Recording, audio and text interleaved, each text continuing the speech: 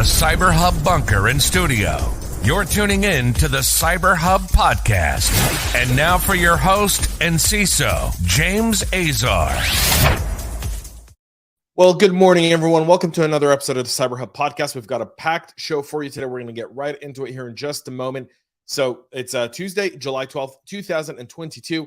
A lot on the show today, including the Microsoft Autopatch, the OPM, finally getting some sort of settlement in the class action lawsuit for those of you that have been victims of the OPM breach like yours truly. Wow.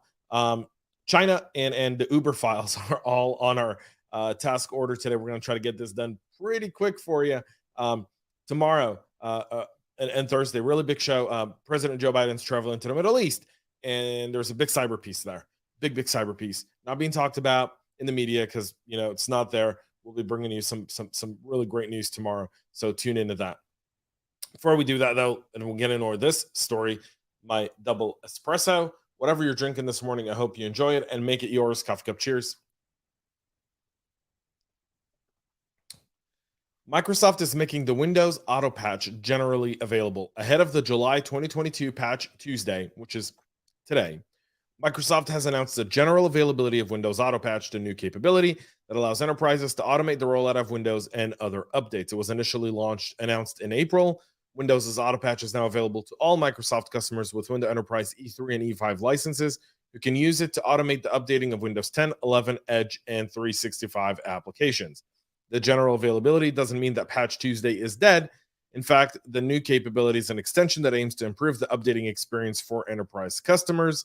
Autopatch creates 4 testing rings to deploy new updates gradually and monitor the environment for any issues that could trigger a rollback. Thus, IT professionals will have less work to do and security updates will be rolled out in a timely manner.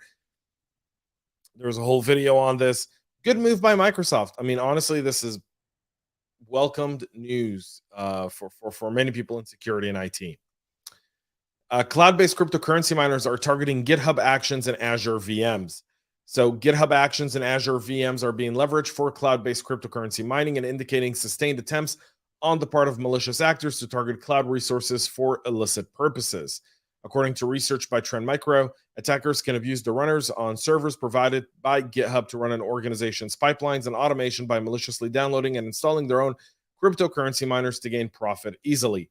GitHub Actions is a continuous integration and continuous delivery platform that allows users to automate the software build, test, and deployment pipeline. Developers can leverage the feature to create workflows that build and test every pull request to a code repositories or deploy merged pull requests to production. Both Linux and Windows runners are hosted on a standard DS2 V2 virtual machine on Azure and come with vCPUs and a 7 gig of memory.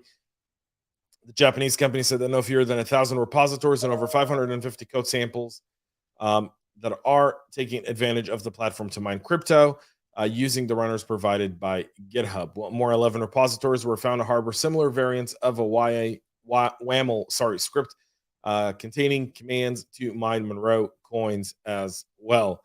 So cryptojacking, again, targeting your cloud environment, best way to mitigate this risk.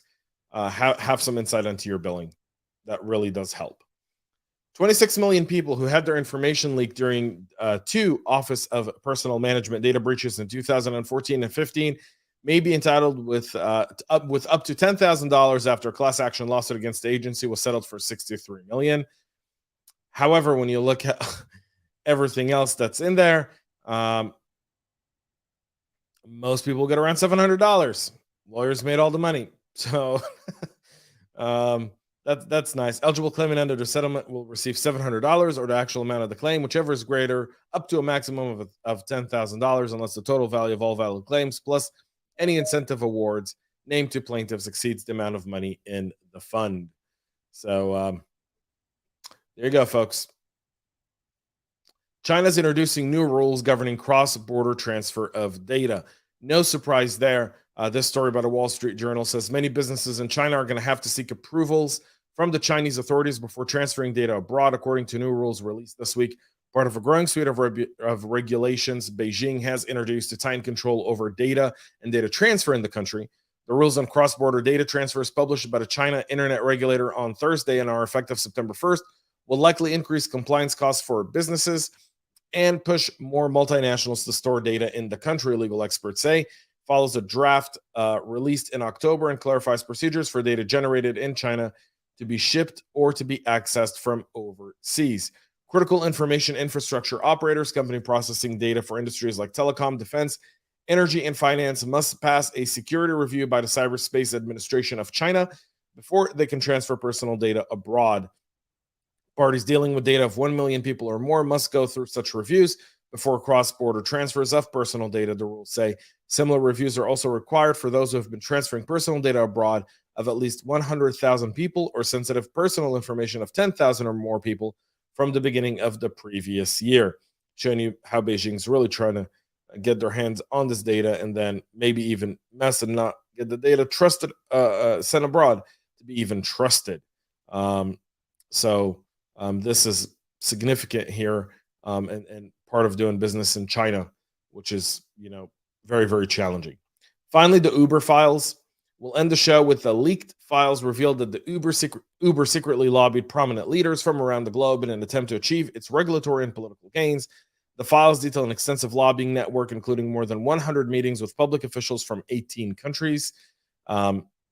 This was an insider threat. In fact, a whistleblower from within Uber released all of the Uber files, including emails, text messages, and other documents from 2013 to 17.